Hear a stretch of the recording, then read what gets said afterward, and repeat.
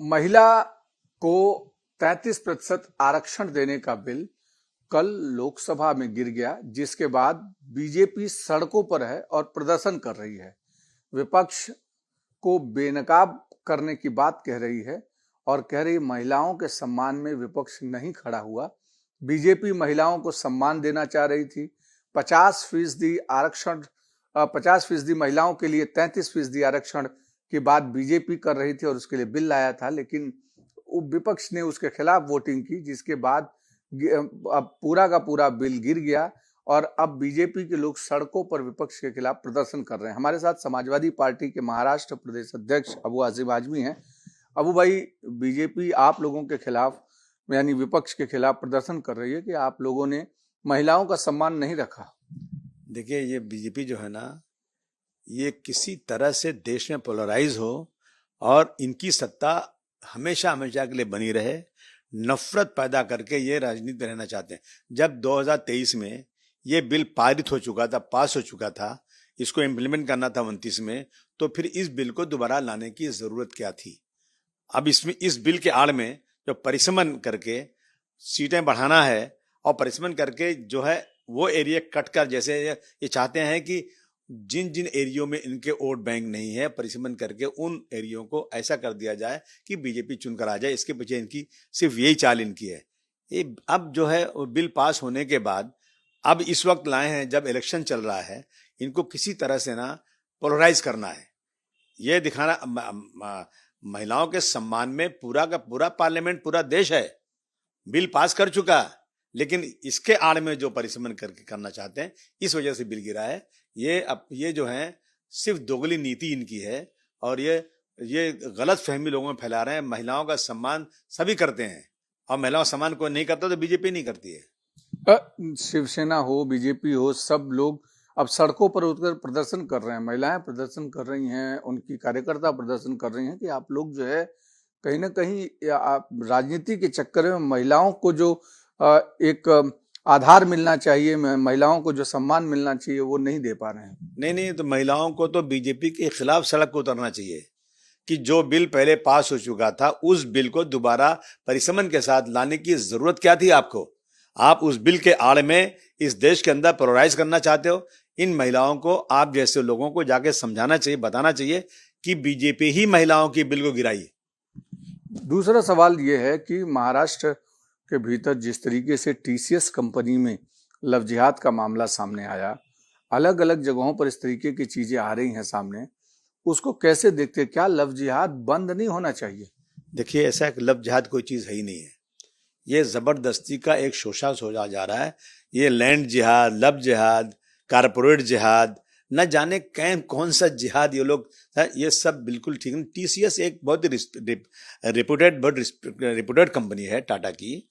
जब टाटा के टीसीएस के जिम्मेदारों का ये स्टेटमेंट आया कि हिना खान जो है ये वहां पर एचआर की जिम्मेदार नहीं है, वहां किसी ऐसी पोस्ट पर नहीं है कि वो कोई डिसीजन ले सकती है, वो जबरदस्ती हिना खान को लेकर के जो ये चल रहा है ना। अच्छा, वहां एक हर विभाग में जितने कारपोरेट हैं, बड़े विभाग हैं जहां महिलाओं की बात होती है, वहां एक पॉश नाम से एक कमेटी बनाई जाती है और अगर किसी महिला को कोई भी शिकायत हो तो वो पोश में शिकायत कर सकती है और उसका निराकरण, उसका जो है फैसला वहीं कर दिया जाता है।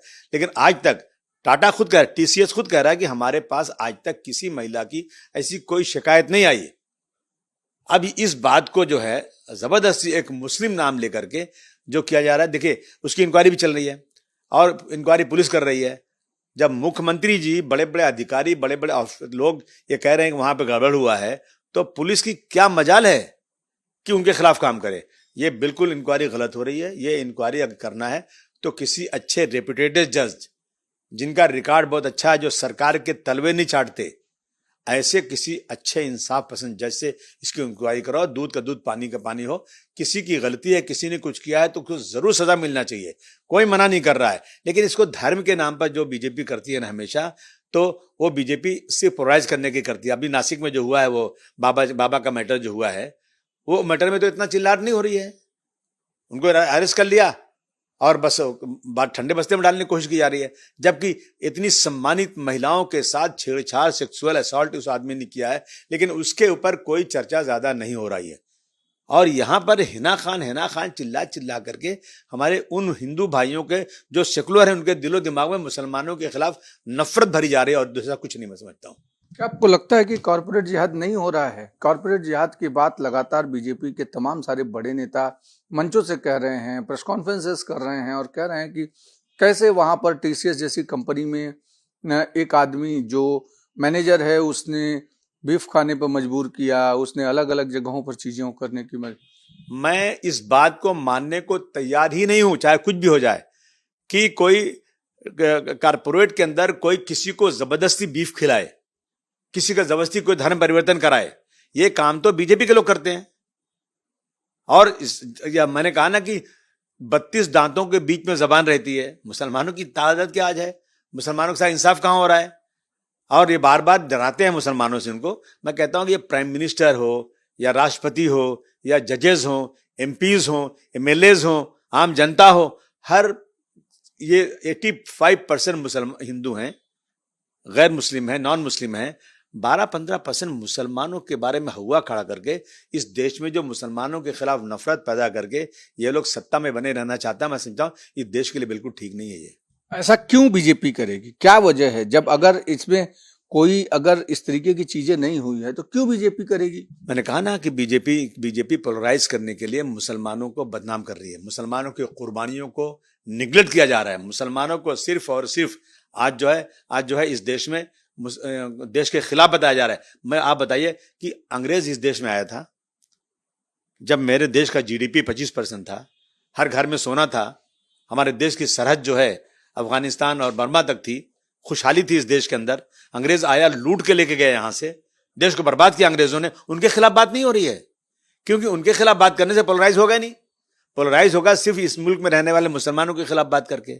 उनकी मस्जिदों के नीचे मंदिर दिखाई जा रही है, उनको मस्जिद भर जा नमाज पढ़ने की परमिशन नहीं मिलेगा, गाय बैल के नाम उनको मारा जा रहा है। अब और मंच लगाया जा रहा है कि आओ धर्म परिवर्तन करो। ये अपनी मर्जी से कुछ भी करें। वो कहते हैं ना, वो कत्ल भी करते हैं तो चर्चा नहीं होता, हम आ भी भरते हैं तो हो जाते हैं बदनाम।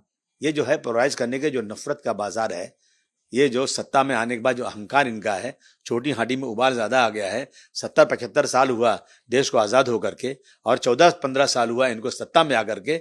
इनका दिमाग खराब हो गया, ये सिर्फ नफरत पैदा कर रहे हैं। मैं तो इस मुल्क के मैक्सिमम हिंदू भाई जो हैं सेकुलर हैं, हमें बहुत खुशी इस बात की। मैं उन हिंदू भाइयों से कहूंगा कि इस सरकार को बेनकाब करो जो इस देश में सत्ता में, इस देश में राजनीति में धर्म को ला करके इस देश को का बंटवारा करना चाहती है।